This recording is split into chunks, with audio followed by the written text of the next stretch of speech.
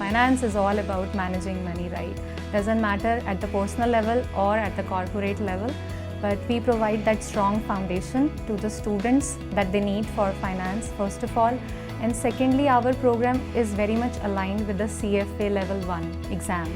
When you start your bachelor's degree, for the first 2 years, you try to learn a lot of basic historical stuff as well as mathematical side. You take a business statistics course, and I suppose in your third year, you generally take a basic accounting course. Then comes the finance side, right? So we have a very basic type of course which is known as Principles of Financial Management course.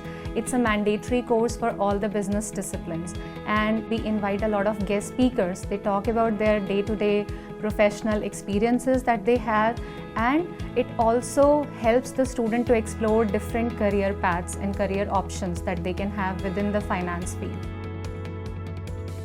At AUM, you get a lot of great opportunities where you can work before actually going to the professional world. We try to make connections with a lot of bankers here, corporate finance people, state people, and we try our level best to get you a lot of internship opportunities. So we have that one internship elective course that you can take and get that practical exposure before actually going to the outside world.